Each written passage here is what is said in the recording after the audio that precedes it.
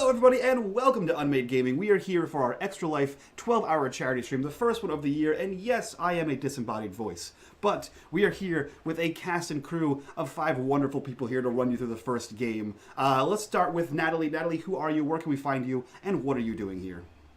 Hi, so yeah, as we said, my name is Natalie, also known as @ChaoticRogue on Twitter. That's the best place to find me, where I mostly talk about D&D or other TTRPGs and stream fairly regularly. What am I doing here? I'm going to guide these people through a hopefully entertaining and ridiculous adventure, because that's what I like to do. Hell yeah. So, yeah. Sweet. Let's jump over to a bunch of other new faces we have on here. We'll start with Nick. Nick, who are you, where can we find you on the internet, and what are you doing here? Hello, I am Nick Reyes. You can generally find me as the stream coordinator for Roll for Change, which is another charity-based tabletop RPG group on Twitter, Twitch, Facebook, bunch of different places at Roll4Change. And I will be playing Forge, the cleric good boy. I like that we have 2 X-Men in the show right now. I'm pretty excited about that. Whether that was intentional or not, I'm all about it. That being said, let's jump over to Ken. Ken, who are you? Where can we find you on the internet? And what are you doing here today? Thank you so much for having me on unMadeGaming. This is so awesome. Thank you to you, Natalie, for running the game, my fellow players, this amazing audience today that you're doing. We're doing all this charity work together. This is so badass. I am Ken. You can find me at Burling's Beard, Berlings. I'm sure you can find me. I am a for-hire dungeon master and co-host of a diceless, DMless podcast called Board Ghost. You should check both those things out. And I am here today to play as Cam, the Bard. Well, not an X-Men, but still probably going to be awesome, as all bards are. But speaking of X-Men, let's jump over to Azazel. Who are you? Where can we find you on the internet? And what are you doing here today? Hi, I'm Azazel. You can find me at Satan Says Hi on Twitter, and in Mike's Discord, always annoying him. I'm here to play Kurt Wagner. And, yeah. Perfect. And let's jump over to last but definitely not least, Manzu. Who are you? Where can we find you on the internet? And what are you doing here today? Oh, nice to be here. I'm Santeri Turve, also known as Mansukinade, variety streamer on Twitch on Mansukina, and because Mansukinade was taken, well, shit. And, well, find me Twitch, Mansukinade, and all around as Mansukinade. I'm playing Guillaris, Dragonborn, Oath of Redemption Paladin. Fantastic. Guys, like I said, this is a charity stream, so please check down below in the description. You can find all the fun things you can donate for, Nat 1s, Nat 20s, healing, all kinds of fun stuff, and let's smash that goal out of the park. That being said, I'm going to get the heck out of here, turn this over to these wonderful people you see before you, and let them roll some dice. So, I'll see you guys in a few hours. Have a good one. Wonderful. And so it begins. All right. So where you guys all start is you find yourselves waking up. I know, this is great start. You find yourselves waking up. You feel beneath you the cold, hard sensation of the surface, probably stone of some sort, and you slowly feel kind of the rest of your body kind of come back to you. It's almost like you're put into such a sleep that you lost track of your extremities. You feel it all kind of come back to you. You feel tired, groggy. You're not sure where you've been or what you're doing or where you are. You know who you are, but you feel like something's been taken from you. Like you can't remember the last who knows how long. You find yourselves waking up, opening up your eyes and looking around you. And you see 3 other people sitting on the ground just like you are. I want to take a moment for everybody to kind of introduce what they look like to kind of help set the visual scene here. Does anybody want to go first? Go for it. Okay, so Forge does not have a helm or anything on, and he has a very striking jawline. He has the late 2000s Matthew McConaughey surfer type hair, where it's blonde and wavy, and he is wearing crimson red armor, and carrying a very ornately engraved mace with strands of red hair coming off the end of it. Mm-hmm. And anyone who would be familiar with the religions of the realm would probably guess that he is a cleric of Sune. And human? Human, yes. Apologies. It's okay. And he's taller as well. He's over 6 feet tall and a little bit wide. So Awesome. How are you feeling in this moment? You've woken up and you don't know where you are or who these other people are. What is your immediate feeling? poisoned, probably.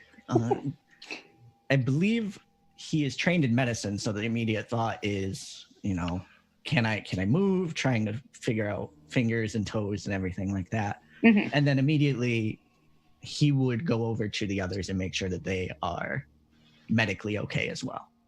All right. So as we go over to the others, who wants to introduce themselves next and what they look like? I can go. Go for it. Sort of Cameron Silverware is a half elven bard. He has sort of this black pompadour like Elvis that then goes into this mullet that sort of comes down. He is wearing a very fine cape that goes to about his thigh level. The cape itself is yellow. The inside of it is purple. He is also wearing like this egg cream yellow sort of doublet sort of suit as well, it seems, as if he was entertaining recently. He is armed with a rapier, also a rapier as he calls it. He also seems to be very disoriented and looking around, looks at Forge as he comes up and is like, "Do you have any wine?" Oh, yeah, hold on. Calm down. Wine, probably not the best idea right now. Yeah, I think you've been poisoned. Let me just check you out. Everything's going to be great, though. Okay, we're going to get through this together. And can I roll medicine? Sure. Okay. Yeah. Click the button. Click the button. There we go. And I rolled a 25. Whoa, don't put your hands on. Whoa. What? You do not consent to this. Oh, no. Whoa, ask me. You need to ask me. Whoa. Okay, you aren't poisoned. Got it. He seems perfectly intact. There doesn't seem to be any, you do even just a visual scan, and there doesn't seem to be anything physically wrong to your knowledge of him. So without touching, no touchies. All right. Who wants to describe themselves next? I can go. Yeah.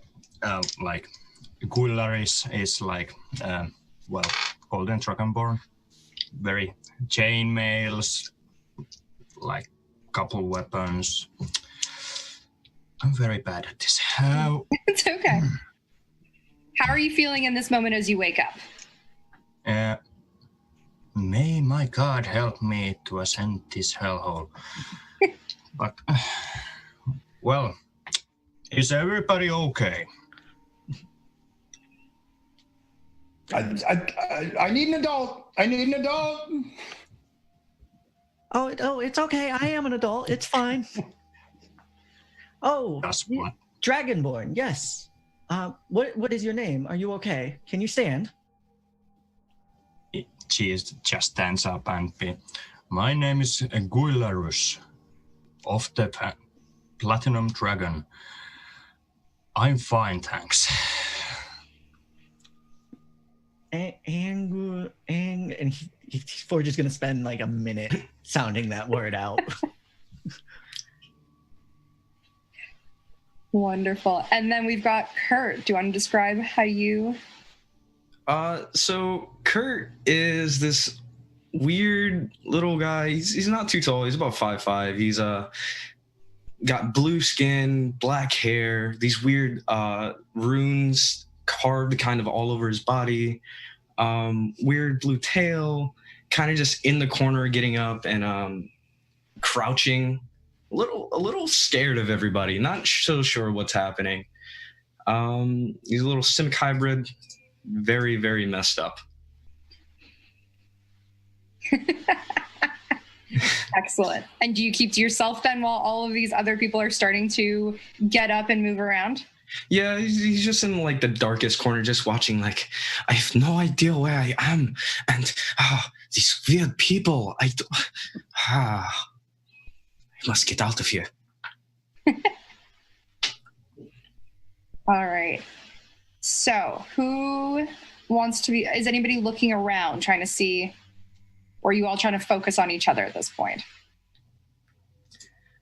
Kurt would just be watching everybody like a hawk. Just don't get near me. Don't get near me, please. Don't hurt me. I'm a little squishy. I know Forge is definitely focusing on the people around him, and giving Kurt room because he sees that Kurt is very concerned, but is putting little glances over to Kurt just to be like, "Are you okay now? Are you okay now? Okay, I'll leave you alone." But he is ignoring the environment. So Cool. Cameron gets up and dusts himself off, sort of looks around and sort of gives a little nod to Kurt, though doesn't say anything to him. Moving over to Gularis, is that correct? Yeah. He puts out a hand, like a warrior's handshake, saying, a servant of the Platinum Dragon. Bahamut's light will be well found here. Yes, it is. And like offers a handshake and yeah, we will see that. I'm Cameron. Cam. Yeah. Nice to meet you. And you. I'm Gulrist of the Platinum Dragon. Yeah, you said that already. Yeah. Yeah? Yeah. Hey, All right. Hey, anyone, do you remember why we're here? I'm trying to think, and my head hurts so much when I try and think. Where is here? Where? And hey, Gularis, do you have any wine? Where? Very like pointed look and thing. No. All right. Is there any Ryan in the room? At this point, I'll look around to see.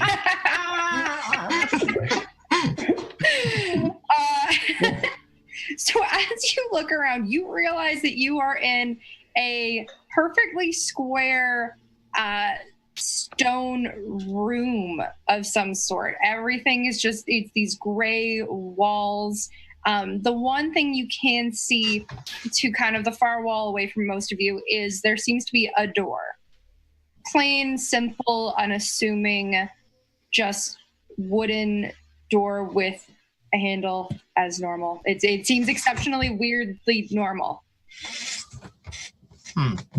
I see the DM has put the most difficult monster in Dungeons and Dragons in the first room. A door. Your room is a mimic. CR 50 door. Doors are awful, okay, guys? As true D&D players, we will now spend an hour discussing whether or not we will go through this door. Yeah. Expect nothing less. What else could we do? Play the game? No. No. Who does that? Cameron begins quickly patting his body and looking around. He spies a backpack that's on the ground and rushes over to it, Okay. his own, as he opens it and breathes a sigh of relief as he pulls out this like beautiful sort of like green wooded like viol with these like inscriptions. It looks like out of dark wood or inlays or something like that, maybe. And some pearl along the neck as well, as he sort of breathes a sigh of relief, puts it back into his backpack and sort of slings it on and looks around and says, I think I know where we need to go. Home. We need to go home. Well, through the door first. Yeah. Oh, I got ahead of myself. Yeah, you first. Okay. I move up to the door and I open it. All right. So as you open the door, all of you realize that you lose sight. Your vision actually goes completely blank in this moment. Whoa. And everything is just darkness. You all hear a voice kind of coming from all around you, but almost like it's in your head somehow. And the voice feels familiar, but you can't quite put your finger on it. And the voice speaks, "Well, hello. My apologies for the inconvenience. You see, I know who you all are, and you don't know this yet, but you're all very important. So I'm going to need to get you to remember. And I'm sorry, it's not going to be easy, but I need you to remember who you are and what you've done. So I need you to go and follow through, so that way you can find your escape and just remember what you've lost." The voice disappears, kind of, and as you know it's gone, you know it's leaving your head. And as it does, you hear this kind of jingling of bells. Is there any way for me to identify what type of bells they might be? Because you're a bard, I'm. God, can you imagine? Roll.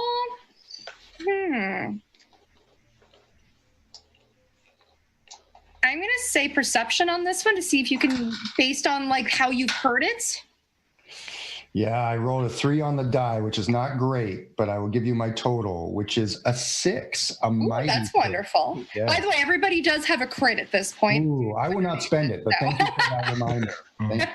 And yeah, hopefully we can get some more crits. We'll see, maybe some crits for the DM. Oh, even the DM got a crit on that one. That's the best part. Ooh. As Kurt heard the voice in his head, he immediately goes into this like panic attack mode where he just ducks down and just holds his head and he's like, "Not again, the voices, they're back." By the way, those crits were donated by Mad Rogue 25. Yay, thank you. Yay. Mad Rogue rocks. Yeah. So Kurt's freaking out. Cameron, they're bells. You've heard a lot of bells. This one was weird though, and how it kind of came through was difficult to really discern kind of the size, the type, or what it's been used for. But you know you've heard these kind of bells before. All of you, your vision kind of comes back all of a sudden, and the door opens out, and you see a long, dark, narrow stairwell heading down. The room we've been in, has that been dark as well, or has there been a light source? There's no light source, but it's surprisingly, there's some light to it somehow. You've been able to see. So it's a weird discernible difference of there's still no light sources, but this one's actually going to get dark. Yeah, it's like dim in the room or whatever. Yeah. Okay, cool. Yeah, I look around to see if other people are reacting to what just happened, thinking it may have happened to me. And it looks like Kurt's on the ground, but that's sort of normal. So I'm not sure. What are the other people doing? It's been the whole thing. His whole day has been fucked. Yeah, kind of, bro. First day in the history. Awesome. Seeing that Forge and Gularis are just sort of hanging out, I say, I don't think you're going to be able to see down here, my friends. And Forge will take out of a pouch a bit of moss and begin rubbing it on his shield. Oh. And chanting and cast the light spell on his shield. Wonderful. Nice. So it is a flashlight shield now. Amazing. He splits from can't even think of the game. Never mind. Okay. Whatever. Yeah, let's go. One thing real quick, I forgot to mention that on Kurt's shoulder is this little raven that just kind of watches everybody while he's freaking out. The raven is just kind of stoic, watching everybody like, "Don't touch, don't." But that's it. That's all I gotta add. Yes, little pet raven. Yeah, I love it. Oh, does the raven have a name? Rock. R-O-K. Perfect. Just curious. Wonderful. So, what do you? I bow and swish my arm for Forge to move ahead. So Forge would do what any good cleric does and take the point, I guess. and we'll be walking down the hallway, looking backwards to make sure people are actually following him. But we'll be proceeding. Is the group following? It's a great question. Yes, I will go next if no one else is obviously stepping up to go next. It sounds like I'm going next. Go down the stairs with. So is the hallway just going straight down? Like the roof and everything is declining with it? Yes. Then I will, if you let me. I'll be climbing on the ceiling. Just Sure. Just not wanting to be too close to them and not too close to the ground. Sure. The ceiling's about 15 feet high, so you've got a bit of clearance over top of them. Wonderful. Yeah, sure. It's a great visual. Trying to do nightcrawler things, you know. And then Gilalis, you are following behind? Yeah, may the gods be in our favor. And just follow steps. Forge. Excellent. So as you follow down the lighted pathway, it's going down for quite a while. It's a few minutes before you start wondering if this is going to start going on forever or if this actually goes anywhere. And it's become pitch black save for the light from the shield. So could call on that one. And finally, actually, do you guys talk to each other while you go down this, or is it just pure silence? Forge would be trying to say reaffirming things, just it'll be great, guys. Everything's gonna be fine. We have each other. Yeah, we're all very competent. We all know what party was this. I mean, I'm not really remembering. I mean, this is not rare for me, but I am having. Whose party was this again? Oh, we are going to have to lean on your expertise in not remembering things because it has not happened to me as much. Yeah, I agree with the light one. This happens to you often. I think his name is Forge. Ah, yes, Forge.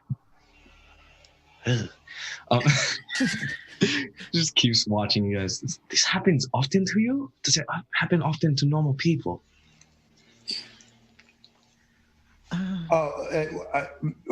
Define normal, brother. Just how long does it look like these stairs go down?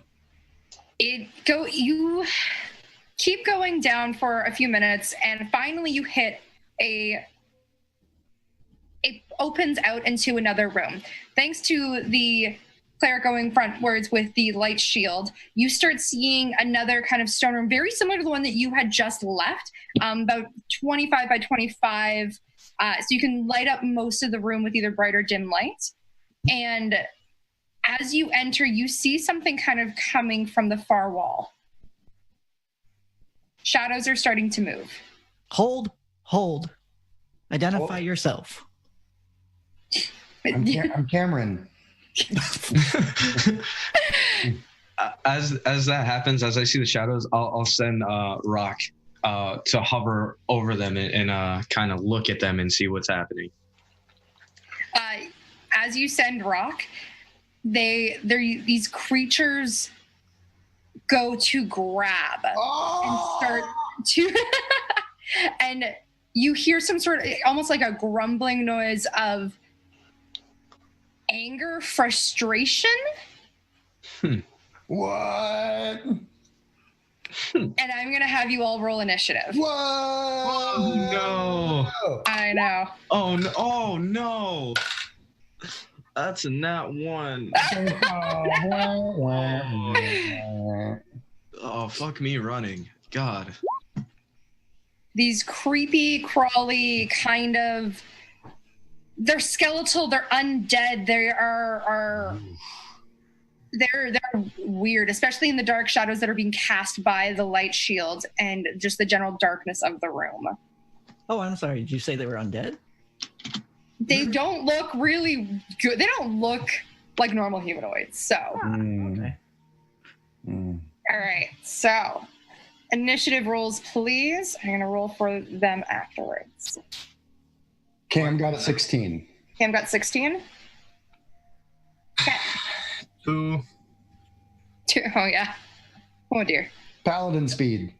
Paladins. Yeah. Forge got a 9. All right. Wow.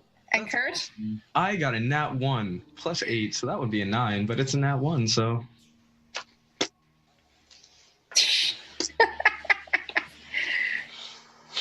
Oh, goodness. Stream, it would be me. Let's go. I'm ready. And sorry, Forge, did I get yours? 9. But Okay, so it is 2 9s here.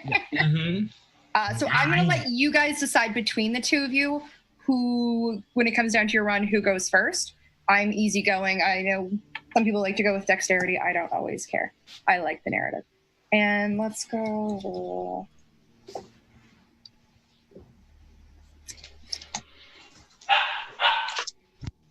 Wonderful. All right. So Cam, you are first. Cool. Cameron is sort of balking at this point, like realizing that there are these sort of creatures that are stirring in the shadows ahead. As the shield flashlight beam sort of moves over them, are they wearing armor? You said they were skeletal, is that correct? They are, give me 2 seconds. I will give you a photo in Roll20 that you will be able to see Whoa. to give you a good idea of what you are seeing. Awesome. Ooh, we get visuals. Let's go. Ooh, baby. Humanoid body, mostly unclothed, covered in these rags, and as Awesome. they kind of start to approach you, their tongue kind of lolls out of its mouth and it's just growling at you. Yeah, totally. And And there's sort of... 4 of them. 4 of them. Okay. I'm behind Forge, thankfully, and his shield. Mhm. And I sort of brandish my rapier as I say, that part of the party is over. No more of you. And I will viciously mock one of them. Wonderful. The one that's right in front. It's a DC 15 wisdom DC saving. 15. Wonderful. As I'm trying to shout at them to leave us alone. Excellent. They already rolled on. Wisdom? Yes. Yes, so that's a straight 17. That's a total save then. Wow. Yep. And I will stand still behind Ford. And I would sort of pat him on the shoulder as I inspire him, saying, "You can do it, my friend. You got this." And you obviously have 1d8 that you can now, use to attack. Okay. Cool. Or skill. There you go. All right, so these guys are up next. So you see them crawl closer. The one that was just attempted to be insulted, however, goes for the shield immediately, just because it's this big, bright white thing that is in its way at this point, and it claws at you. Oh, God, really? Sorry, with your shield, Forge, that's a 14 total. The shield is exactly what gets it over. All right. There we go. So you feel these claws slash against it because you're still blocking the pathway. You stopped at the base, and so it's not able. The other guys can't really get closer, but they're all starting to ease in on you as they start clawing away at your shield. And going into that, we've got Kurt and Forge. Who wants to go? Kurt's still on the roof here. So I think we'll make eye contact, and then I'll just let him go. I'm just like, no, you first. Okay. All for you. Shield out in front, mace in hand, and I'm sort of slamming the mace into the back of the shield and just saying, "You are a blight on the beauty of this world. You are a blight on the beauty of this world. You are a blight on the beauty of this world." And I'm using Turn Undead. Okay. And that would hit all 4 of them. So all 4 of them need to make a wisdom save. Wonderful. I'm just going to roll.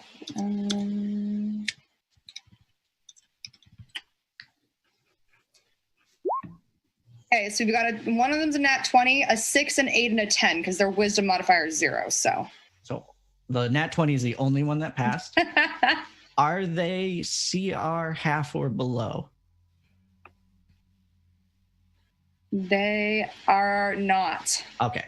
So big boys today, huh? They don't immediately disintegrate. Okay. Yeah, they don't immediately just pop. but Nice try, though. Yeah. But you've turned 3 of them, so that's yeah, sick. so they Only one, not that. Probably that same one. they one can that's only right in front of you. spend their turn trying to move away from me, Yep.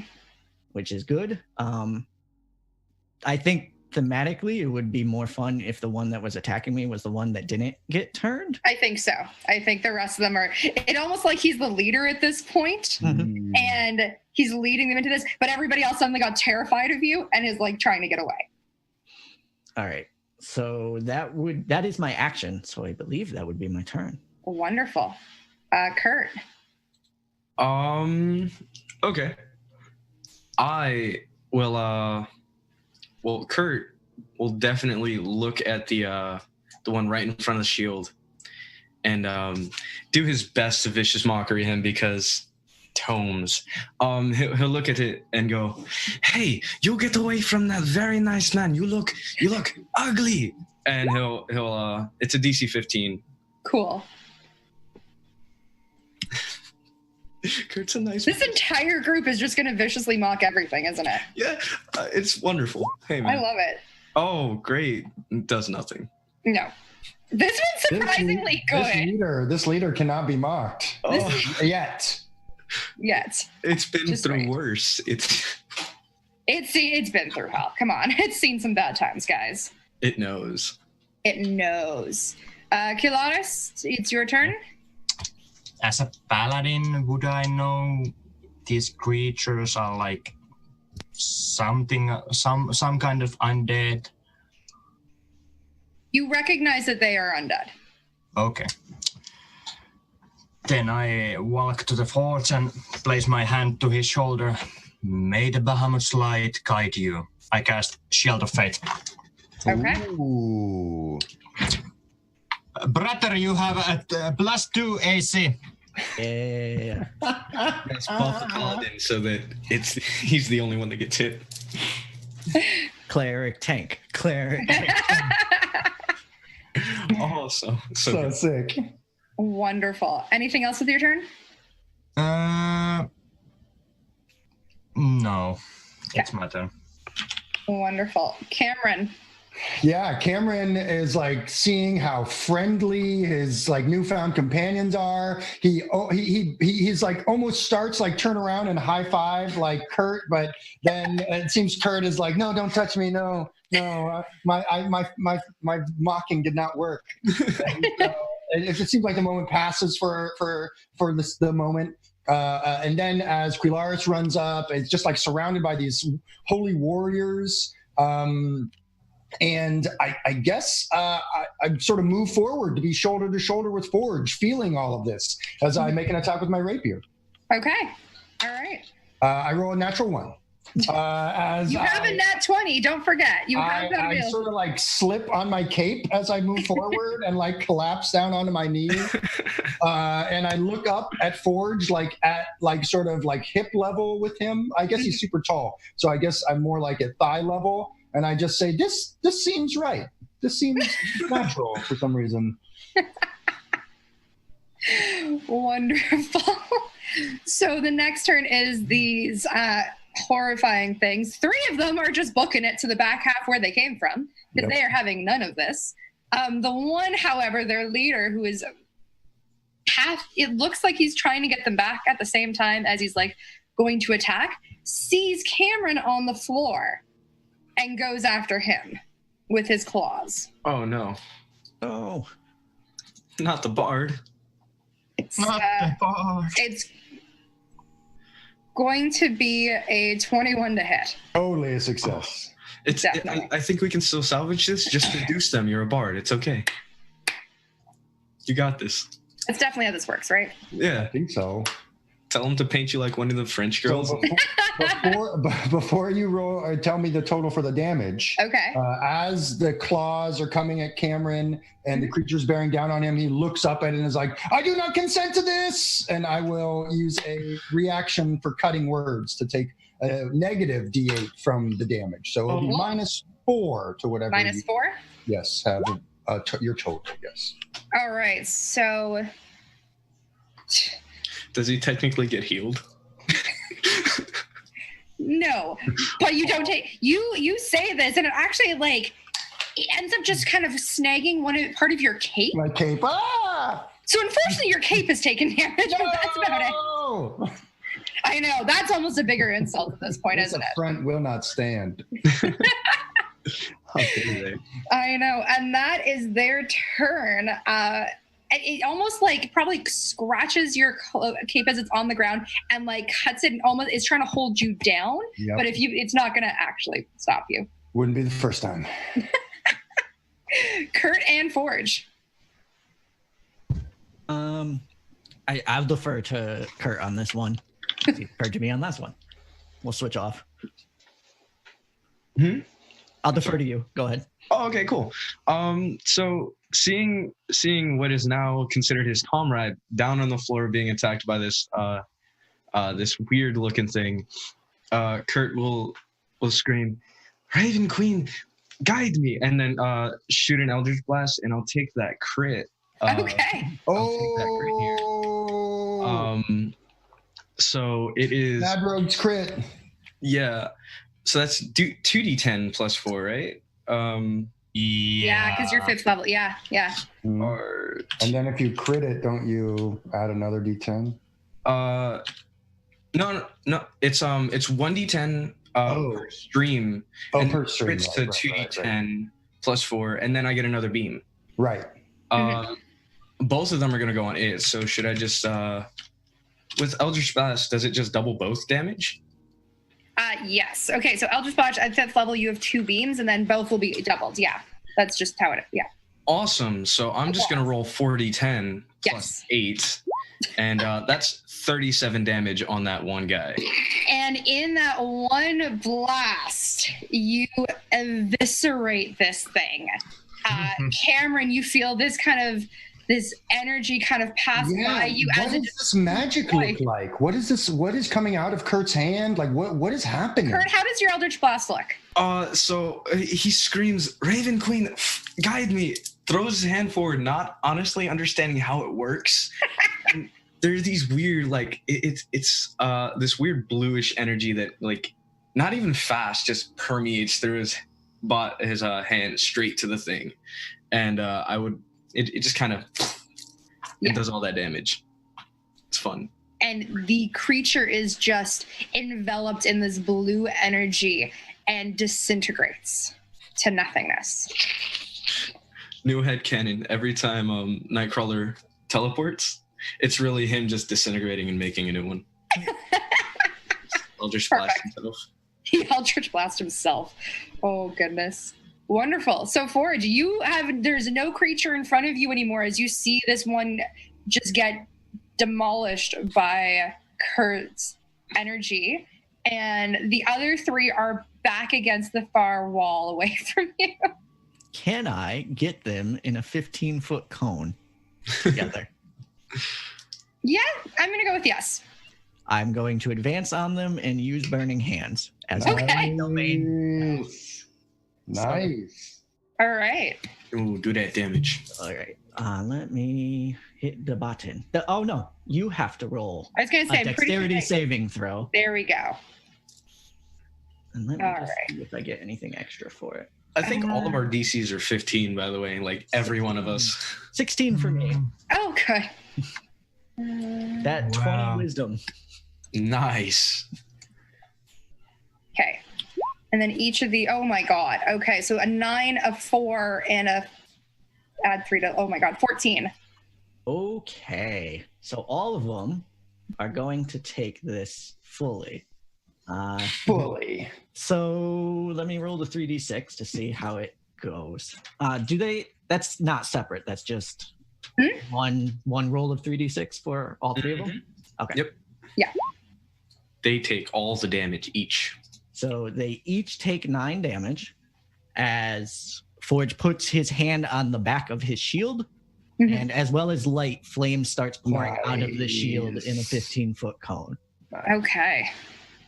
You can add my bardic inspiration. I guess not to any of those. No, I would use the crit too, but it's technically not my roll, so I can't. No, unfortunately. But 9 against all of them is Not bad. Wow. Not too Yeah. bad. That's Awesome. good. No, yeah, that's good. Wonderful. That is Okay, that was your turn. Okay, going into our, so it's Kilaris, our paladin. It seems this encounter needs violence. I'm so sad. But if it's needed, that I will do. I like go to the enemies and take my sword out and being like, your death shall be quick and painless. Kilaris is so very happy about hitting people. I can see it. I'm a redemption paladin. I don't like to hit people. Does it help that they're not people? Yeah, they're- technically the same way, but you know. But they're not people. Yeah. Hashtag undead lives matter. They're not people who stay on undead My gaming. longsword attack bonus is +6. I believe in you, Quilaris. Stand strong to your philosophy. 11. First attack. Lemon. 11. Unfortunately, it doesn't hit. You swing, and they just narrowly avoid. Okay, extra attack. Ooh. 22. Ooh. Oh yeah. Oh. Oh yeah. As, Yes, definitely slash into this guy. as I said, your death will be quick and painless. Divine Smite. Oh. my God. He doesn't. So it's one spell point. Was it like Divine Smite is like a D6 Eight? to it. D8. Yeah, D8. I don't remember. Divine Smite. So you spend a spell slot to deal 2d8 extra radiant damage to the target. Yeah. Fuck, it's level 5. Hot. I forgot. That's so good. Divine Smite is 1d6. Really good. Yeah. no joke. Okay, first comes normal damage, 1d roll 1d6 plus 3, Oh my. and then there comes the 2d8. Not 21d8, 2d8. Not 21. 17! Nice. 17 points of damage. How does it look when you use your divine smite? Like I'm like raises my sword and the radiant light covers it all and just like one-handed just like whip it against it and Use the sword as whip. Deals Yeah. massive damage. Deals massive damage. Amazing. As you slash into him, he's not gone, but he is not. I don't know why it's a he. It's probably not a he. But it's Could be. it could be. I'm not going to ask that. I'm not going to assume it's gender.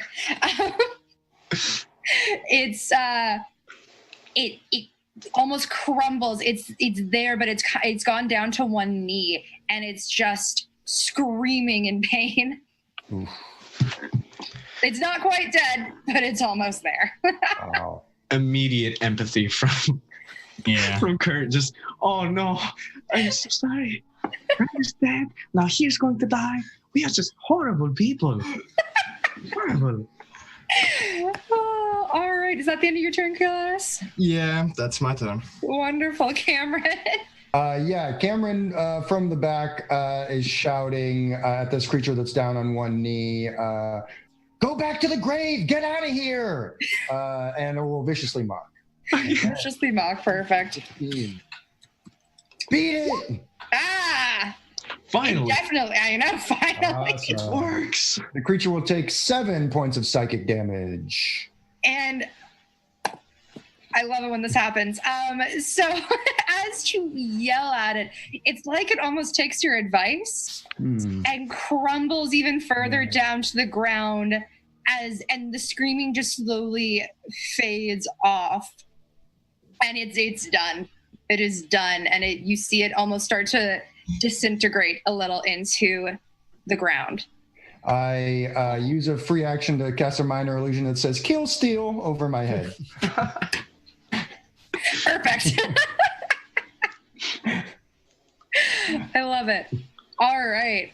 There are 2 of these creatures left. They are scared and not liking any of this. So both of them are actually going to go after the paladin who happens to be right up there. Yeah. Yeah. They are both going to try to claw at you. They're both naked and afraid. They're playing a much better campaign than us. No. Yeah. So The first one rolls, I think that's a 13 total. no. Believe that misses. Nice. And that's a 14. No. They Not both even go, close. not even. They both go after you, trying to claw and reach out, but you're just able to just definitely just move just slightly so that way they can't touch you. Can't touch this. And that is where they're going to end their turn, is engaged with Pilar. So then it's Kurt and Forge. Yeah, Forge, go ahead. All right, I'll take. I'm going to put my shoulder in front of put my shield in front of the shoulder of one of the ones that was attacking Kadaris and spin it around. Okay. And mace it, while it's spinning, I'm going to mace it right in the cheek and use my crit. Okay. All these poor things, they're getting... They're getting critted. It's maybe good to say that I make undead campaign right now. I remember almost all undeads in the book, so I know exactly what these are. So Right, Maybe I shouldn't feel bad. Okay. Right. yeah, I don't meta play. This is pretty fun without it.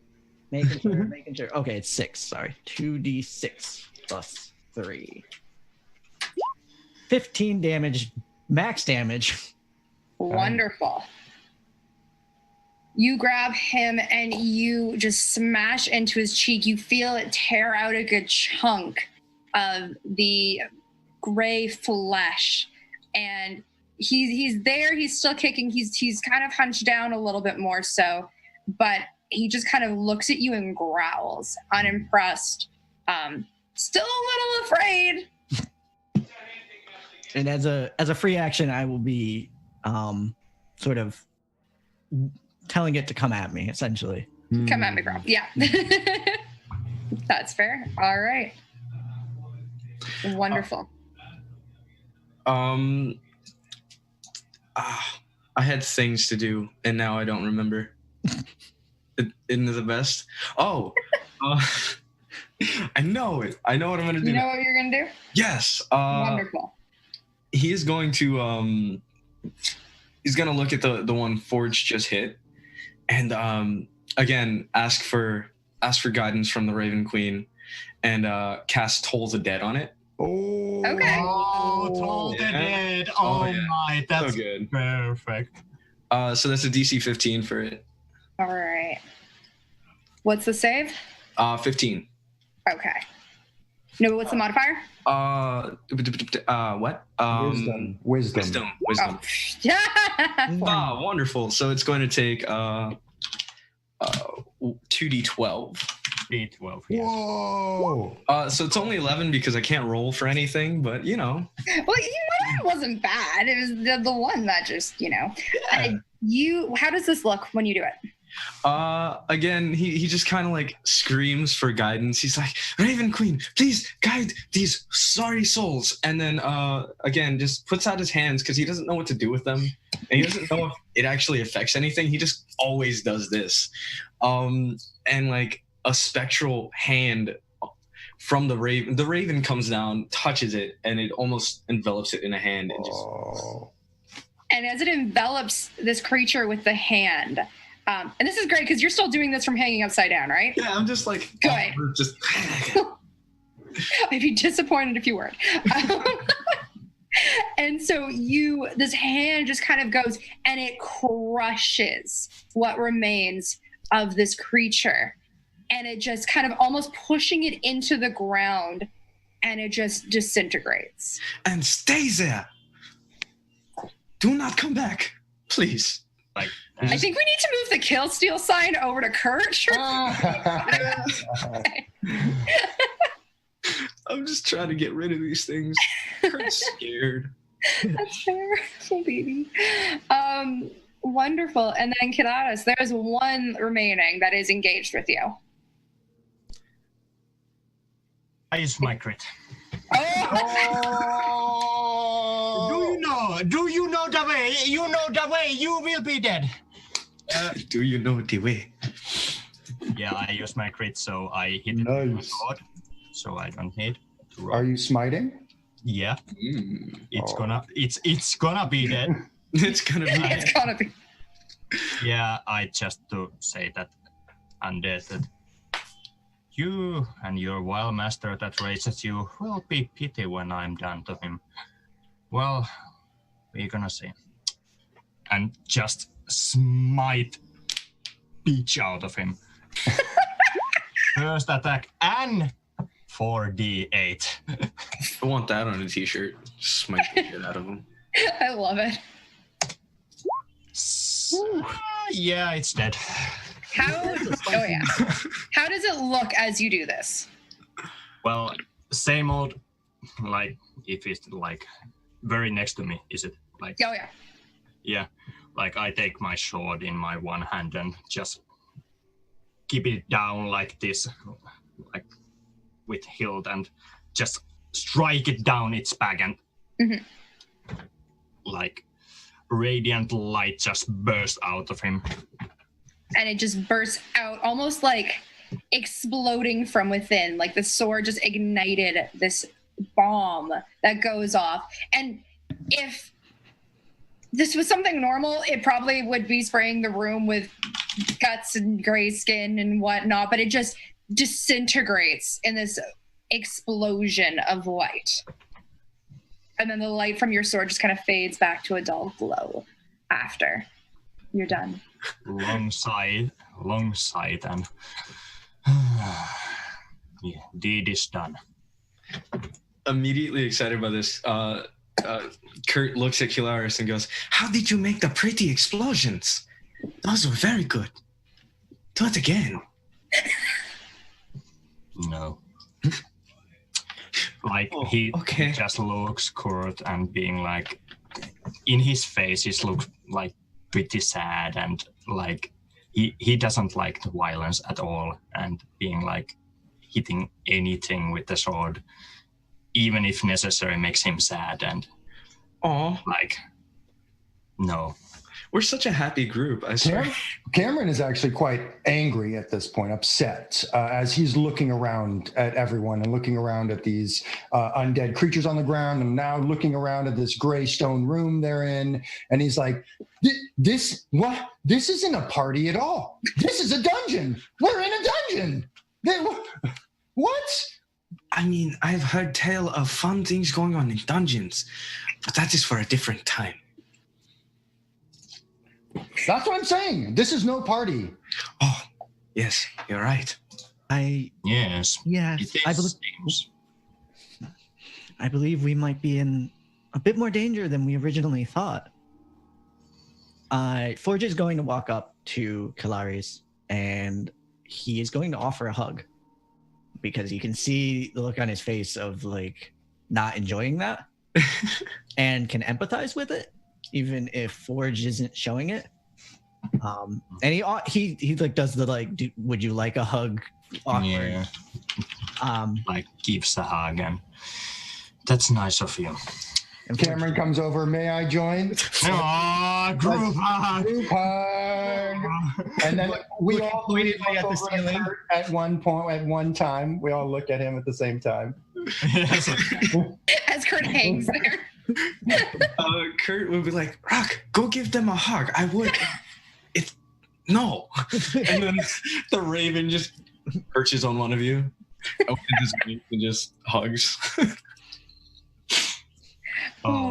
As you guys embrace, and by you I mean also the bird, which I think is now my favorite thing, as you hug, and there's that moment of just silence after the battle is done, you, through your peripheral, you see to the wall right next to where you are, a door just kind of shimmer and appear. Oh. And hanging kind of in front of it, not hanging, but just levitating in air, is this palm-sized copper coin of sorts. And it looks as though there's something on it, something engraved in it. I say praise to Mora. And I definitely am looking more closely at this coin. There is a symbol of sorts that looks like almost an explosion of light or a starburst of some sort. Does this seem like a religious or historical symbol to me? Roll religion. Okay. So it's floating there? Just kind It's of. just floating there. For religion, that will be a mighty 18. Okay. This doesn't belong to any known religions. This almost feels like it's meant to be personal, actually. So at this point, Kurt would pop down from the ceiling, and just get as close to it with his eyes as possible. Okay. Without touching it, and he's just trying to investigate it, trying to see what it is, what it could be used for. Okay. Thank you. So that is an 18 too. Awesome. Beautiful. So what you are able to discern is this. It's definitely magical of some sort in nature, and it's like it's there, but it's also not. It doesn't seem fully present yet. Oh. It doesn't seem like it. It almost seems like it is an illusion at this point. But it seems also still like it exists. I turn to the party and I point at Rock and I'm like, it is exactly like Rock. It is here but not here. And then he just kind of pokes through Rock to show them, just like, he's here but not here. Just the coin is weird. And he just slinks down again. Yeah. Many thanks. That was great insight that you provided. Thank you. Can I throw Arcana about this coin? Is it like magical coin or is it? Roll Arcana. Okay. Well, it's at least a +2 because I didn't dump the intelligence. Why you're so philosophical and intelligent and soulful? No, it's just because this is basically me. When I played the new GM, I assumed there's a fucking intellect devourers. I don't want to dump intelligence just because of that. It's a necessity, not a want. Wow. Awful. What was that about intellect? Oh goodness. Let's get a big oof in chat. It's a something. It's a something. Yeah, it's something. It's a floating something, probably magical. I mean, it's floating in thin air, so you're going to assume as much. Are there any other exits out of this chamber besides the one we came through? The hallway that you guys came down, and then there's that one door. And a translucent coin. And Forge will open the door. The door is locked. Forge will not open the door. Yeah. So I'm Kurt's gonna cast Mage Hand to try to pick the coin, grab the coin from in the air. Okay. Because he doesn't want to touch it. No, that's fair. I'm sure doesn't want anyone else to touch it. Yeah.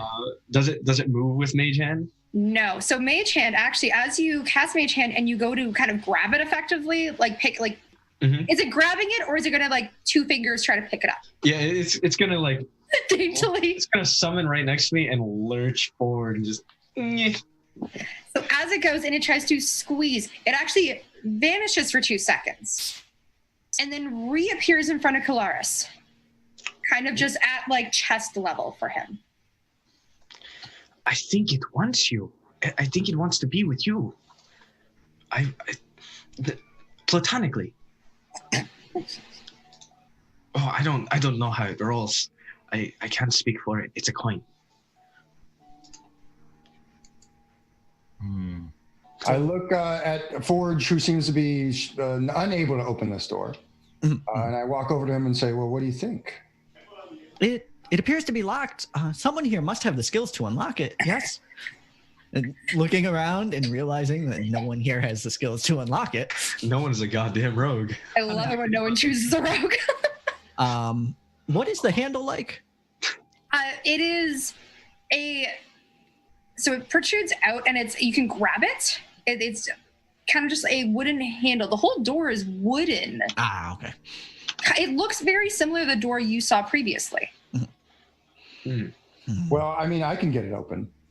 Ah. Okay. And But it'll be loud. takes a step back. And I pull out a crowbar from my backpack and I'm like, here, use these. I can't. I'm weak, but it is for you. And I hand it to Ken, what's your character's name again? I'm sorry. Cam.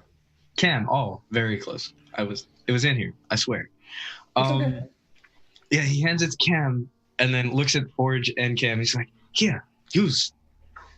And he backs away afterwards. You know, I'm not the sort of brute force type of person.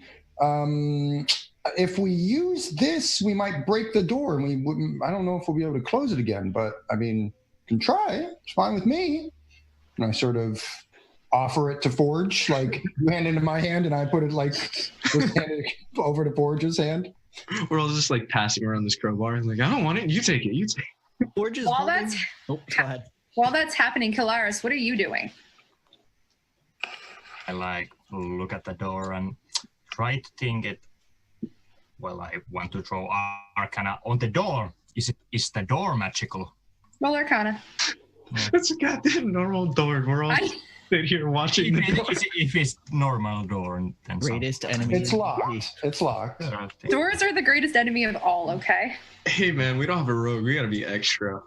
Yeah. All right, with the 13, the door itself is perfectly normal.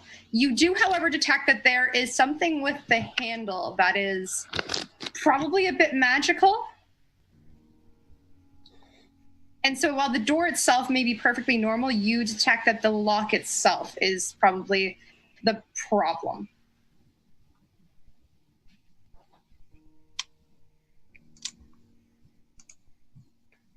You still have this weird coin that is an image just floating in front of you, by the way. Well, what do you think, Forge? I mean, I can open it. It'll just be loud. Or you can use this crowbar, I guess, which might be not as loud. Holding the crowbar, Forge has now noticed the coin has moved to Kalaris and is... I'm going to kind of use the fact that I have a high wisdom to sort of piece what the difference between like player thinking and character thinking. Kalaris, can you try opening the door? Perhaps the coin is the key. No, coins are for buying things. It's floating my Chest high for you, yeah. You could. Okay. Well, I take it to my with pincher like this and. You go and you grab it? Yeah. The second you touch it, your vision, nobody else's, fades. Kind of similar to how it was before when you guys first went down. And you get this, it goes black for a second, and then all of a sudden you have this, it's a vision of sorts. It's like a dream. It feels very not real, but it feels very familiar at the same time. And you realize that this feels familiar because this is a memory of your own. Okay. You find yourself looking around and you see that you are on this big open field with a sky being blackened by magic and this electricity just vibrating through it. The more you look around you, you see yourself being surrounded actually by these same 3 people that are in the room with you right now. They're behind you. And all of you are looking afraid. You see rock kind of just flying through the air, circling around you. And you see another 2 creatures there. One of them is tiefling that you know them, but you don't know them at the same time. And the other is this woman who is a fire genasi. Her hair just kind of lit up and bright. And she kind of meets your gaze for a moment, this kind of sad fire almost in her eyes that is slowly dwindling. And you know her, but the name, it's like on the tip of your tongue. Mm-hmm. And you hold that for a moment and you wake up again and you find yourself holding onto this coin that is now suddenly, it's a real thing. And you hear a sudden click from the door. I did it! And I throw my arms up. You're welcome. We can proceed now. Very good job. How did you do it? I did not see you touch. I just was concentrating. You know, it was just a sort of it was. Did you use sort of a concentration thing? Oh, I have heard of this. I'm in tune with the rhythms of the universe. In where I am from, they call this a scam. I do not know what it is, but they tell me this a lot. It's not the first time I've heard that. Good. It's good to know. Good to know. I will keep in mind. Thank you. So, question for our DM. Yeah, go for it. What did Kalari look like while that was, or was it an instantaneous thing for us who weren't in that? If you had your eyes on him in that moment, he was very still and his eyes were kind of just glazed over. Okay. So Forge is very concerned. Are you, because he was telling him, go on and use the coin. He touched the coin. So you saw him touch it and then he just stopped. Yeah. Mid pinch and eyes glazed over and just kind of stood still for, honestly, it was probably like 20 seconds, but it felt like so much longer. Yeah. Clarice, are you okay? Are you well? By the name of Bahamut, this is weird, man.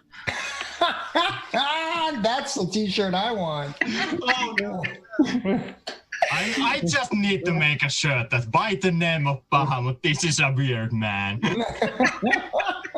Like, look at t-shirt. Next Sunday. Well, I'm fine. But this place, maybe not. Let's proceed. All right. I open the door. You open the door. You open up to everything in here is clearly made of the same material, and that seems to be the only thing that is the walls, the floor, and the ceiling in this place. It's all stone of some sort. You go into this large circular room, and you see on the very far side, again, a door, because of course there's a door. And in the center of the room, there is this small dais with an altar in the center. And that's all you see as you immediately enter this room, or at least open out to this room. My first thought was, you saying, of course there's a door, plot twist, there's no door in the next room. Plot twist, one of these days, there's just not going to be a door. Door. Sometimes you just don't door, you know? Yeah. You enter the room and there's a window. Oh, no. Oh no. Only thing worse. The door is a window. Only thing worse than those, the fucking windows. AI roll religion on the dais to see if there's any symbology on it that I... Sure. Do you do so from the doorway, or do you get up closer to it? I do it up close because it's more fun to be dumb sometimes. All right. So you get up closer to do this. And as you get to the altar, as you're trying to start to investigate, you hear these voices kind of come up from all around the room. These specters of some sort. They are shrouded in these black cloaks. There's about a dozen of them surrounding this room. And they start to chant. And the chanting comes out to, one must die, one must die, and just over and over and over again. If you want, you can still continue to inspect the altar, and I will actually give you advantage in this situation. Okay. Being a cleric probably isn't my first rodeo. Exactly. Spirits. I'm steeling myself and looking at it. Let's see. 1, 2. Do it again, please. Do it again, please. There we go. You're always rolling with I'm advantage. So the first one then, 22 and 7, so 22. 22. Wonderful. Thanks. You can actually set that to toggle. I'll let you get. I'll show you after this. Yeah, I don't use roll 20. Roll 20 tips and tricks. We'll go through. Perfect. So 22. Okay, this is definitely some sort of weird religious thing. What religion it is doesn't seem to be anything normal by any means.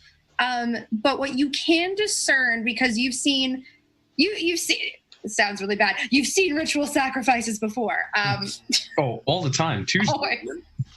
Right? That's just a usual weekend. And so you notice that what you can figure out is that the altar here is connected with whatever these chanting jerks are around you.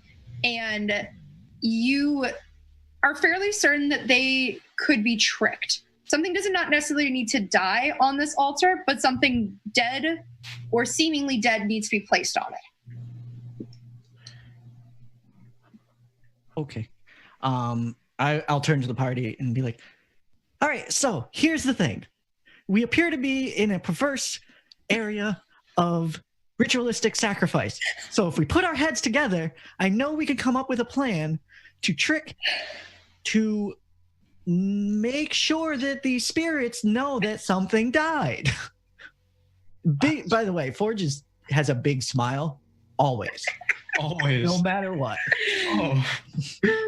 Totally not Good boy. creepy. As you say this, Kurt's like, something has to be dead? And then he points to the rock and he's like, where does our dead thing have to go?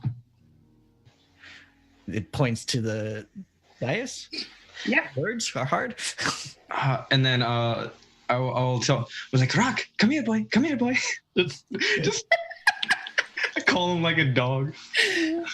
I stand next to Quilaris and I just sort of place my hand on Quilaris' shoulder, like just watching what's happening here in just sort of shock.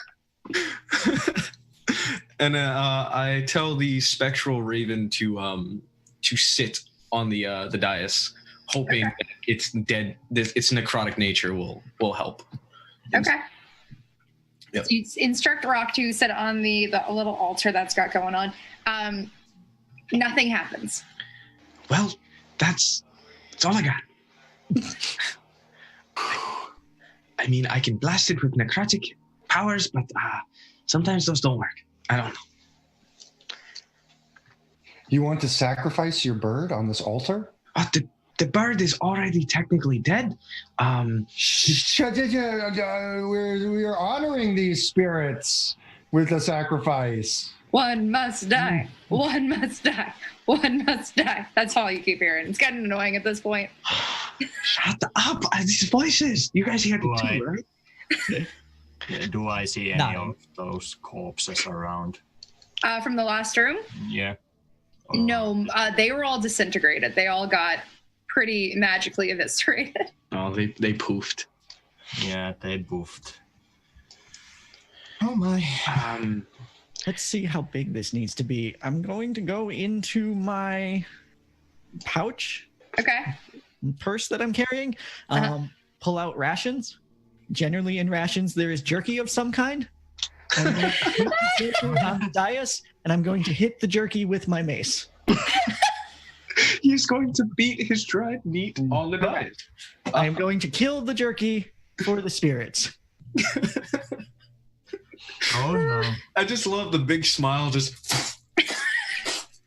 And I like to think because he has ritual casting, he's doing it in like a very reverential way of being like, oh, and here is the jerky. The jerky is my body. The mace is my repentance. So are you like actively trying to smash this, or are you being careful to not completely destroy things? Like how hard are you hitting here? I am attempting to only hit the jerky and not like completely obliterate the dais. Can you please roll a strength check for me then? Okay. Is this higher is good or lower is good? We'll see. Oh God. All right. Oh God! Oh no! how do We're all weak beans, right? I do this? We're all weak. Expect me. No, I'm not weak. 10. Hey, 10. it worked. That is you are able to perfectly control. You don't end up overpowering. You don't end up under. And so you are there feeding jerky into the dais on this Very altar, and nothing. This isn't working. You try a little bit. Your jerky is now kind of like spread out onto the stone here. All right. I pat Quilaris on the shoulder and say, all right, let me have a go. And I move over and I sort of like, get out of here. Move. I sort of shoo rock away. I'm like, beat it. I like sweep this jerky off the altar onto the ground. I whistle at Rock so he comes And back. I lie down on the altar on my back. And I look up and I look right into Forge's eyes. And I say, this is for you. Oh no! And I take out a dagger from my cape as I am chanting a spell of minor illusion. And then I stab myself with the dagger as illusory blood goes everywhere. And I'm like, why? Roll performance. Roll performance. Why, gods? I think he has done this before. We've turned this into a Shakespeare play, guys. Enjoy a little bit of we are all art for all of you. All right, performance is a 15. A 15. All right. You. This is actually everybody's watching this, and it's actually pretty good. If this is a different game, I'd have these specters start applauding you, but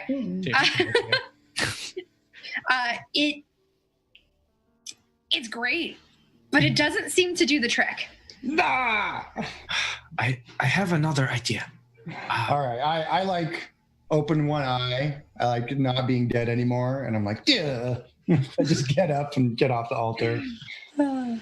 I walk over to the altar. I'm like, okay, you guys, and he just takes his short sword because he doesn't have a dagger. Because why would he?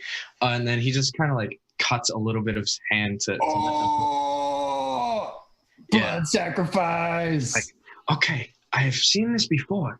And then he just starts pushing on the wound to let it bleed down. I've seen this before. And this ritual sacrifice. He's a civic hybrid. He's been tortured and touched and prodded, and he's That's valid. That's valid. seen some stuff.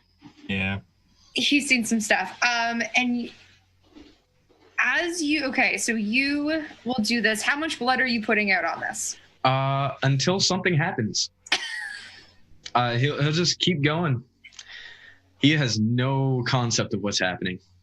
He just seen it before. Seen it in movies. Seen it before. Wonderful. All right.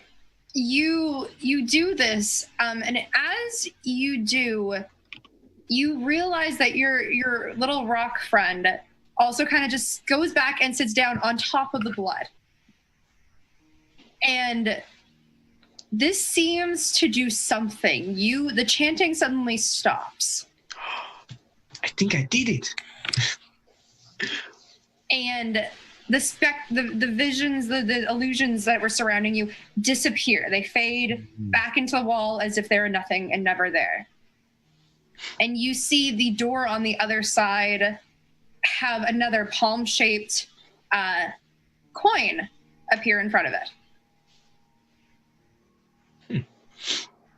I think this is for one of us again. I do not know who. And as he does this, he kind of just starts licking the blood because he doesn't actually know how to stop the bleeding. He just kind of hopes it's going to coagulate. I think someone should touch it. Yes. Forge is going to walk up and say, your experiences have served us all well today. Please allow me to help you. And would use... essentially, he's going to use Healing Word. I don't know if any actual damage was done, but he is healing the wound there, so it closes up and everything. Yeah.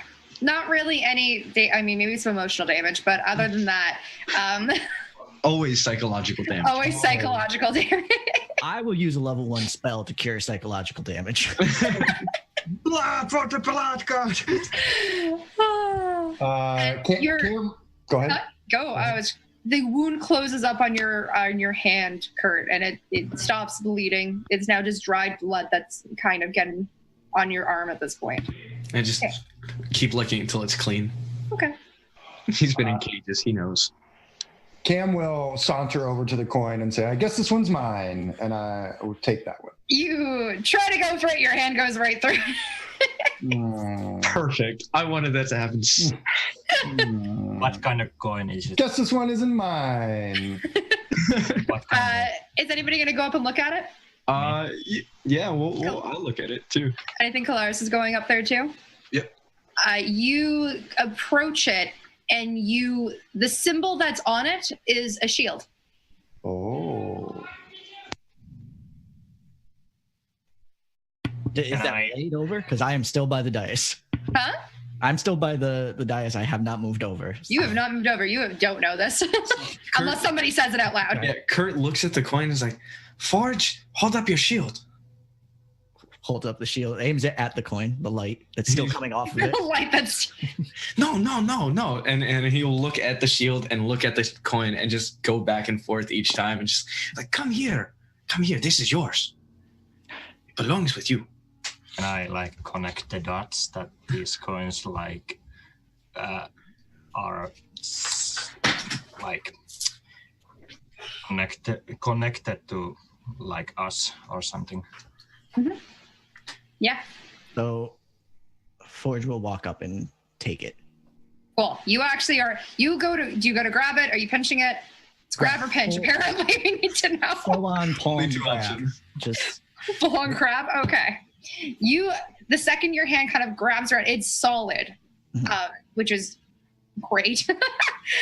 You grab it, and like what you can't see it because this is you, but anybody else watching you sees you just stop still in your tracks, and your eyes glaze over. Forge, you lose vision, and everything goes black. All of a sudden, it opens up to this vision of you are outside on this bright green grass. Everything seems almost brighter or stronger in these dreams. And you look around and you see these people. You see a couple of people you don't recognize. You know them, but you can't seem to remember who they are. You see the sky being blackened and darkened with magic kind of vibrating and just shattering through it. You realize that you are not alone and you know what's going on here. The last thing is you kind of look out on this war-torn land, you see these undead creatures crawl up from the ground, similar to what you fought in the last room, and start to approach. You've been fighting these for a while now. And the one thing that you see kind of off in the distance on some tall hill is this dark cloaked figure with this eerie green light just kind of enshrouding it. And that's your last vision as you wake up. Real quick, let's think Murder and Walk, because he just donated, or she just donated $45. Woo! Oh my god. Whoa. Yes. Thank you. Thank you very much. Thank you. Oh my god. I love For the people. sick kids. Oh, a man after our hearts. Wait, and by sick kids, do you mean these sick people? Because like we keep doing some weird stuff like ritual sacrifice. So They said for the sick kids and also the hospitalized children. So I think it's us and them. I think so. Wunderbar. Anyways. Oh, You know. yeah. So, and then you wake up, and as you wake up, Forge, you hear this sound of just almost laughter reverberating through the air, and you know it, but you can't.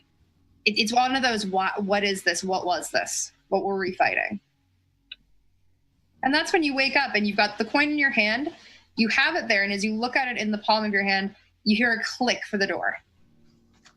I did it again. I am starting to think that Cam is lying. Cannot pinpoint why. And as Forge is like comatose, Kurt is just going like this in front of his face, like, hello? You in there? No? You in there? Forge comes to and just goes, okay, so he's definitely waiting for us. There was a dark cloaked man on a hill. We fought undead because we're good people, and we're gonna do it again. Right, team? Right?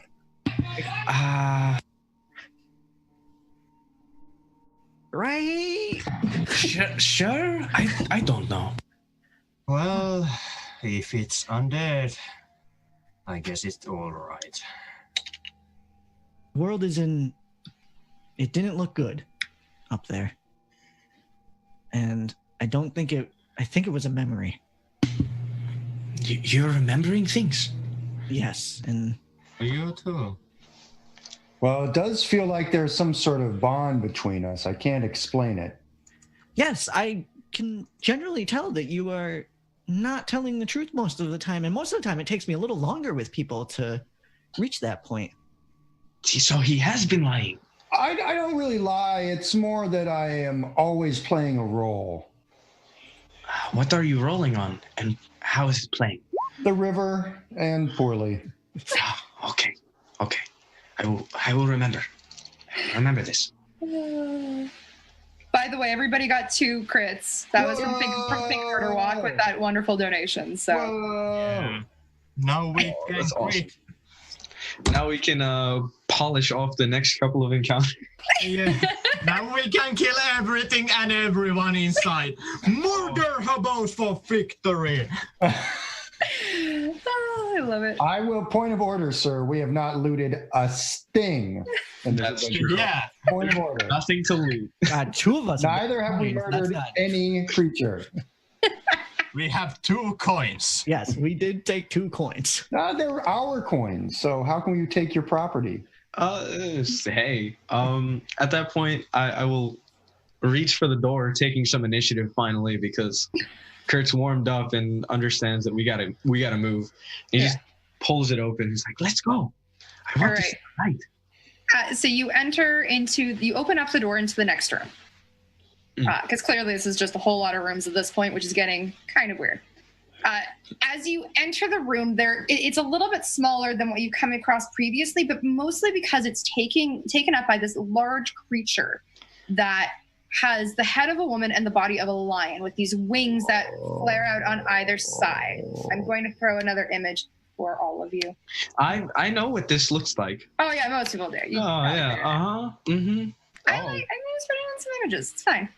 It's sitting. Bye. It's taking up a majority of the room. Awesome.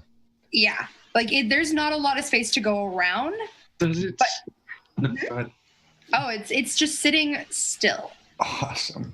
It doesn't. Does it? Hello, friend. I'm gonna. Oh god damn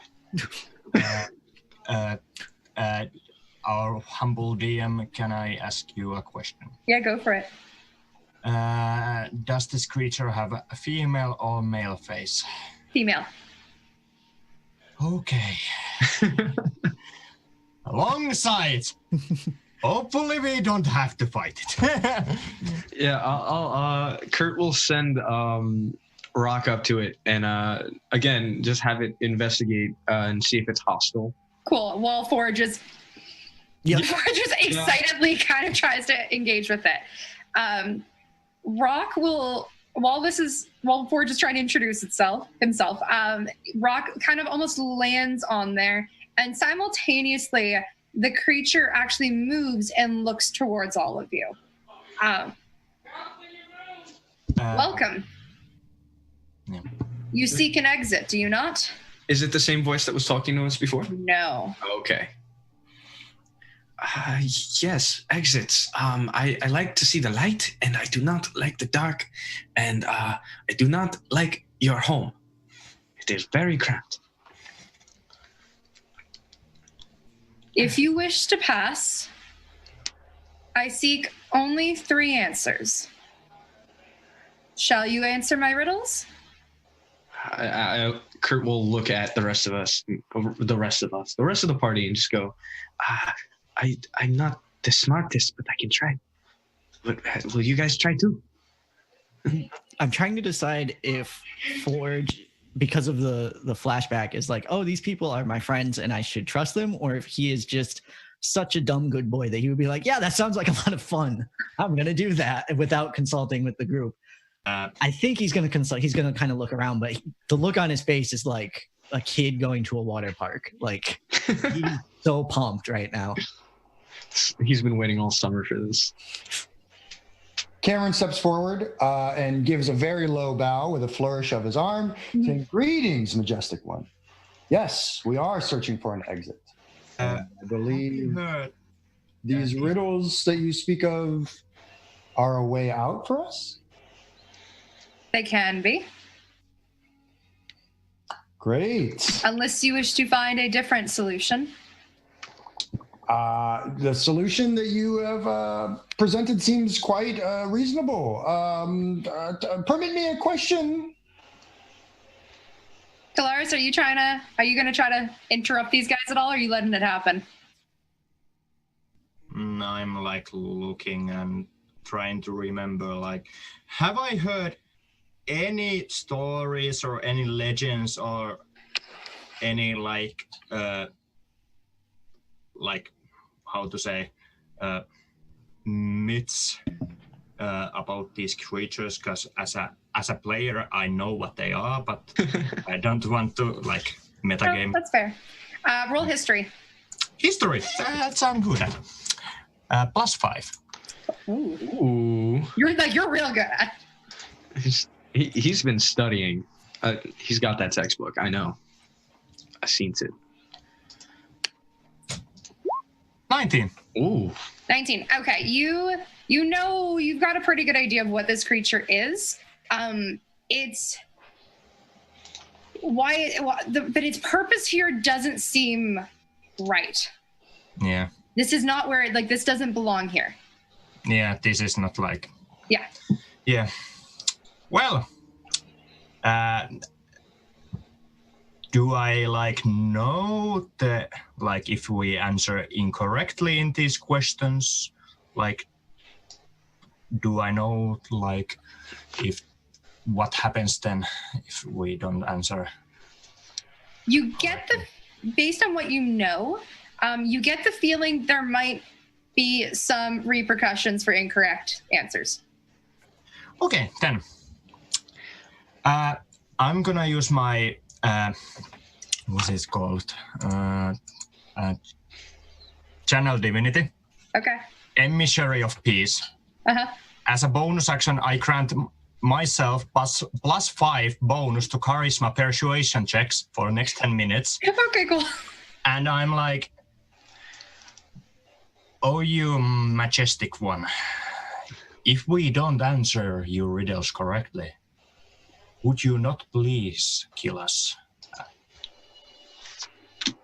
Roll persuasion. I think I have good one in this. Yay, I have +5, so it's +10. And... Oh my. Ooh, baby.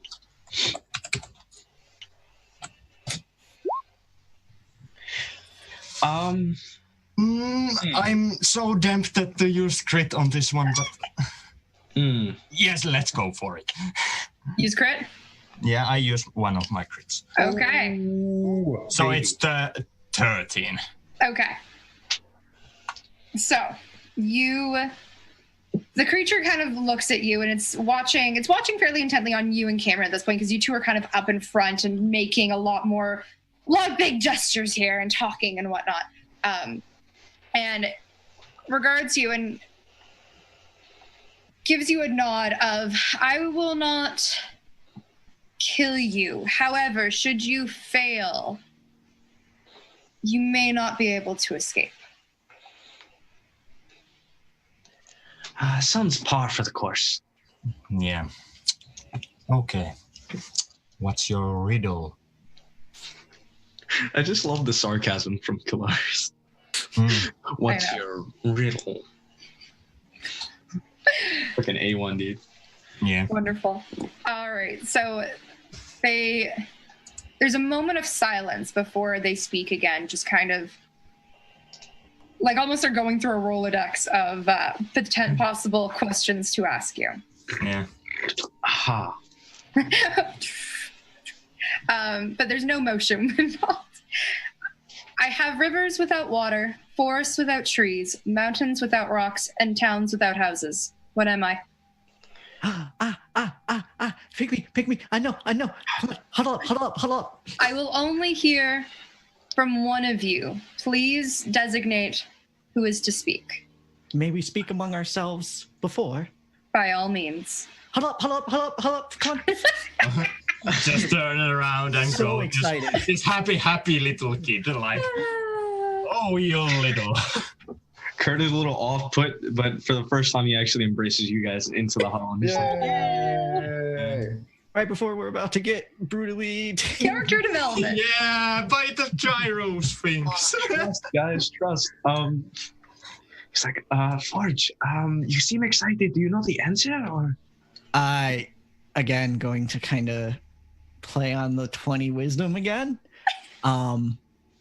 Player has an idea of what it might be. But player would like to roll wisdom to see if idea is on the right track. Sure. Can I like give help for that?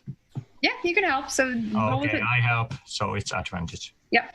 All right. Wisdom roll 1. It is 21. 21. ooh. My thought is, can I hear it one more time just to make sure I'm not way off base? Sure. So I have rivers without water, forests without trees, mountains without rocks, towns without houses. What am I? My thought is that it's a map. Sounds I like would- me. He looks at you and he's like, I was going to say that the Earth after everybody is done producing what they are producing. But that is much better. Oh, you're a druid. Okay. Oh, you fellow druid. This is very nice to meet. Takes off his Land cleric lovers. outfit. I am also a druid. we're all actually druids. We are all actually druids. Yep. Depending on the day of the week, Cameron probably is. Yep. Agreed. Right. Depends. So that's what he's presenting. He says, I think it's a map. I think that's what my Sounds correct. okay. It's like, I think Forge should speak for all of us here. He seems pretty wise, but also I just don't want to speak to it anymore. It scares me. Yeah, it's pretty scary. If But- Forge has everyone's blessing, Like I said, it's here. yeah. He's gonna walk up and break the huddle. Does anyone stop him? No, All right. just watch. Walks up. I have Rock just fly to his shoulder now. It's like, Hi. friends. Can I ask you a question first? It doesn't answer. So you can infer that as you wish. What's your name? I want to call you by your name. When I answer your question, it's polite. You shall not speak. Choose another. Oh. And I'm using my crit on persuasion. to try and- May I please? dog eyes it. Oh. Okay, how are you persuading? Explain this. Just what I did. Just Puppy dog eyes in the side. yes. Puppy dog honoring a goddamn deity. Yeah. But I imagine because cleric, there's that like Sune glow of like red coming off of just like prettiness and beauty and just light and everything. Just Just the cutest please. Is this adorable little cleric? This good boy puppy cleric. That is where we're going with this one. Yeah. Just the campaigner good boys, aside from Cam. Cam's a good boy as long as he passes his deception check. Cam can be a good boy. Yeah. He can also be a very bad boy. Wonderful. The creature looks on you, and with almost it almost feels like it's rolling its eyes. Yes. That's perfectly fine. And it almost feels like there's a sigh that comes out of it. My name is Lore. Okay. My name is Forge. Lore, I believe the answer... Forge lore. The answer is map. Correct. All right, what's the next question? I start playing a happy jig on my viol. Yeah! I look to the rest of the party and then I'm like, I've heard of her. She is sister to Deus Ex Machina. Deus Ex Machina. Oh, I thought we were gonna go in a different direction. Cameron, how you're playing? You're gonna Playing the viol. roll performance for me. Okay. I rolled a 1, so I got an 8. Lore looks at you as you do this and there's a mild annoyance on their face. Can we just move on? Yeah. As Quilaris puts his huge dragon hand on my viol and just sort of pushes it down. He's like, "Can we move on?" We're gonna. Yeah. So, yeah. That's a tough crowd. Ooh. Yeah, it is. Can we have next question? Oh, you mighty one. I weaken all men for hours each day. I show you strange visions while you are away. I take you by night, by day you take back. None suffer to have me, but do from my lack. Huddle up, huddle up. Come on. Can I use investigation for recalling what it may be? I'm doing the thing also of the little kid who's looking back at the parent, just at Lore to see if she's Do you listening. have an idea, Forge? I would like to see Kalari's roll first. I do have an idea, but I'd like to see what the roll comes out to. This ain't good shit. This ain't good. 21. Oh my. All right, where are you thinking this is going? I'll effectively tell you if you're on the right track or not. That is but I have my mind because I'm very bad at riddles. okay. I'm my mind goes moon, sun, home. You know that's not right. Home is getting closer. It's something that if people are lacking it, then they're not all there. That's kind of the vibe you're getting off of it. You are weaker if you don't have it. And the line, I show you strange visions while you are away, sticks with you as if that means dreams. What do you think, Kurt? Kurt looks at you guys with sunken eyes, just these bags under his eyes from waking up with nightmares. He's like, I am entirely suffering from lacking this. And he just looks at Forge and Kilaris. He's like, do you get what I'm saying? Yeah, I think I'm thinking what you're thinking. And he looks at Kilaris and he's like, do you understand? Just scratching his head. Just pain in his eyes. It's very thoughtful expression on his face and her face, and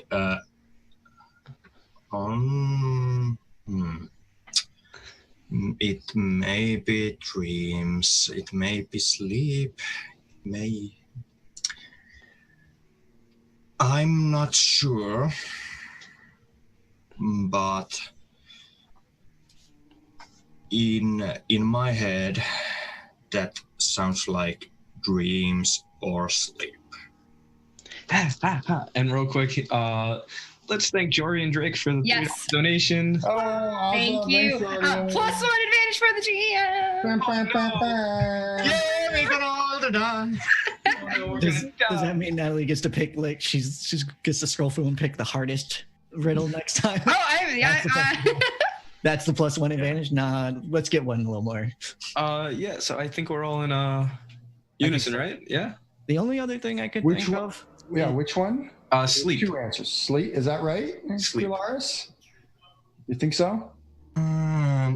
It comes to my mind. Cool. I agree. And so Kurt will just pat Forge on the back and just like, go, tell him, go. Yeah. Good job, everyone. I think, sure. Goes up to Lore and looks her in the eyes, and it's just like, "Hi, Lore. We have an answer. Sleep." You are correct. Ah! And he's gonna run back and high five Kurt. If Kurt allows. Yeah. Yeah, with If Kurt- fingers just. Yeah. Oh. Cameron gives a nod to Quilaris, who got us on the right track. Correct. Oh, he's gonna go around and everyone. Everybody gets a high Oh, everyone's high five. Yeah. And you get a high five, and you get a high You get a five. high five. You get an explanation, and you get an explanation, and you get an explanation. Everybody gets an explanation. I love it. He's gonna turn around and look back at Laura and be like, all right. Kurt is so happy with not being wrong that he hugs Kilaris. He's like, I hug back. just let go. And same time ask, maybe have next riddle. Oh, yes, yeah. So, Laura looks at you. And another moment of silence, effectively. You must keep it after giving it. What is it?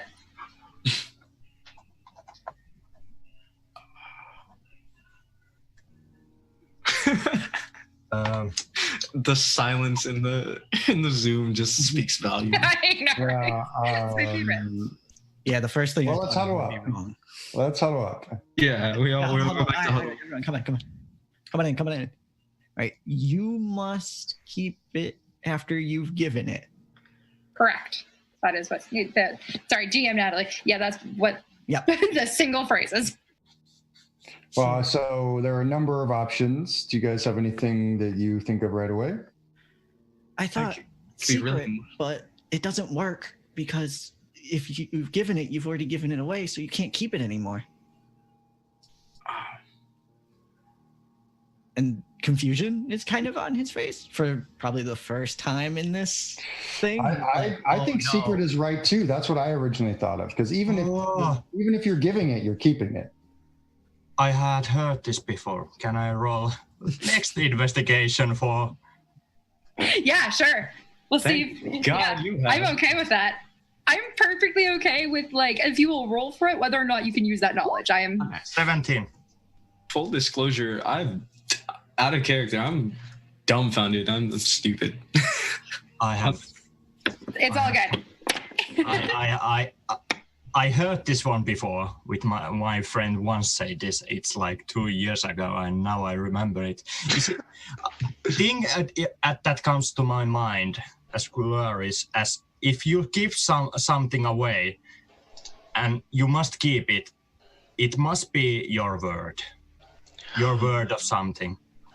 Oh, that's great. Good call, Quilaris. I think that is the answer. I agree. Sense. That feels very good. And you said you were bad at these things. Yeah, that's awesome.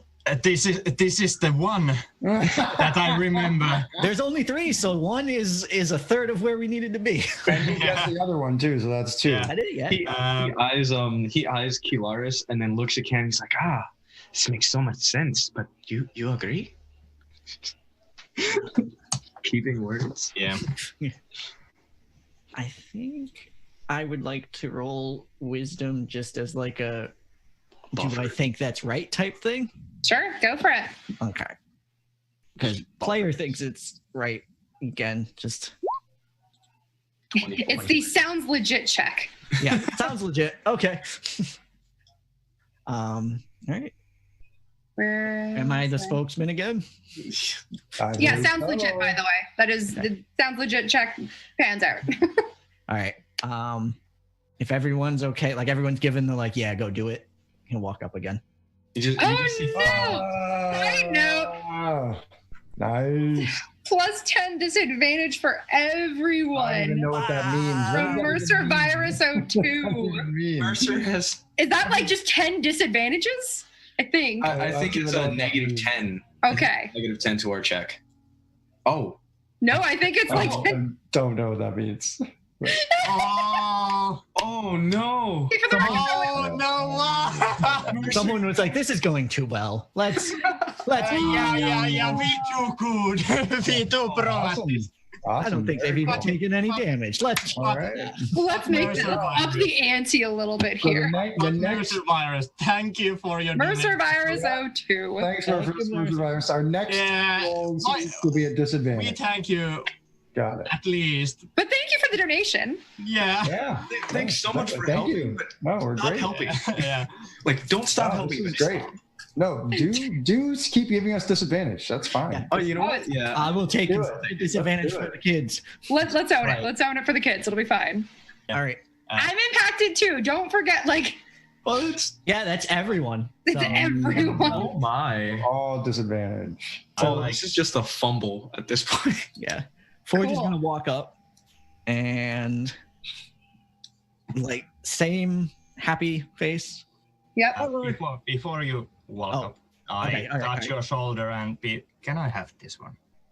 Yeah, man, go. You got it. Yeah. I believe in you. I walk to the, to the thing, because I don't know what is it, but as a player, I know what is it, and say, "Oh, you mighty one, if I give you something, I have to keep it. It's my word." There's a moment of silence. And then you see Lore nod Oh. and then vanish. Hmm. On the far side, behind where clearly Lore was, you see a door. No one's surprised at this point. Nice. Hey, Kurt is still surprised there are more doors. No coins in this room? What? You, a moment later, a coin appears in front of the door. What? The behind the door number 3. Yeah, I rush over there to try and grab that coin. This one has to be mine. You rush over and, okay, how do you rush out? Do you stop and then grab it, or do you No, run and grab it? Run and grab it. Yeah. So this looks great to everybody else in this moment, because as you I imagine you're reaching out, grabbing it, and you are mid momentum as you touch it and freeze. Yep. He doesn't fall, he just freezes. Nobody freezes. Oh, it's like Yeah, sitcom end of episode freeze frame. Pretty Yeah. much. It is. Immediately. to the next episode. And so for everybody else, this looks really weird because the cape is in the air and it, like, even the cape just freezes, and this stays like this for 30 seconds. Karen, on the other hand, your vision goes black. Yeah. I know, that's exactly what you wanted, right? And as some imagery comes to you as if you're reliving something. This feels like a dream, but you know it's also not one. You know this is something you've been through before. This is a memory. This is something you've been missing. And it's similar to how the others have come out, where you are standing outside on this bright green grass with these hills and mountains surrounding you. The sky is dark and electrified. Oh You no. see the rising undead, and you turn around and you see these other people around you and some others that you don't remember at this point.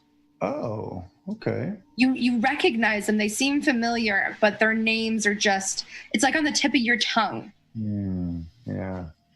And as you take all of this in, you realize actually you've been playing your little violin thing you've been playing that. That is what your body is doing. You kind of see as you look down, and the fire genasi calls out to you. You need to continue. You need to give hope. You need to have hope.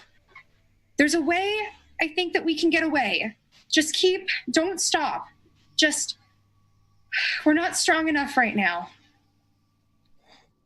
And you recognize this as the voice from the first. This is that voice. Oh, yeah. And it's coming from the fire genasi.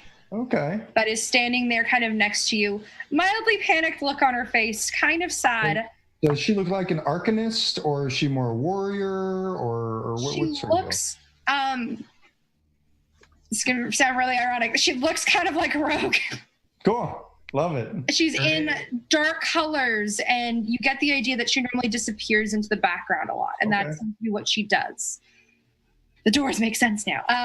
Kidding. But she's got like knives and tools kind of on her belt, on like almost a utility belt. Totally. And so she's got this kind of panicked look as she's talking. You think of it as almost just to you, but you know it's to the rest of all of you that you need to escape somehow.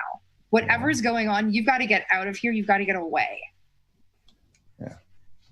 And so, and in that moment, and the thing that you notice as well, because you are a bard, you notice that the one weird thing that rogues shouldn't have on them, she's got a bracelet of bells. Oh, yeah. So. Very nice. And then that's the last thing that you focus on, and you wake up. And then you kind of slam into the door as the momentum continues to carry you. And then I immediately hit the ground, so I'm like on my back, like just staring up. You hear the door unlock. And I say, I did it. I did it again. We can go forward. Also, I remembered something. Yeah, Forge is gonna... We have friends. We have more friends who are looking for us, and we need to find them. That's so. Yes, we need to get out of this place and find them. I'm sorry, I have friends? We have friends? I'm your friend, Kurt. So are these others. Why do you think we're here together? I thought I was kidnapped again. You definitely were kidnapped again. Oh, okay. But we were all kidnapped together. So don't worry, you're not alone. Wunderbar. Okay. Ausgezeichnet. Okay, if we must get out of here, maybe just move out. After you, my main man. As you wish. And I just go first as... I don't see a thing, but like if somebody comes with that light shield. I'll have it over your shoulder. Just like a flashlight. What? So as you open up the door, you open up into what is not a room for once, but what looks like a long hallway, about 20 feet wide, 20 feet high. And this long hallway, about maybe 60 feet long. And you see, probably very faintly on the other side, there's definitely a door. However, it's really hard to see because there is what looks like a wall of fire, followed by a wall of ice. And then you think you see behind it, through the opacity of it, a wall of possibly lightning.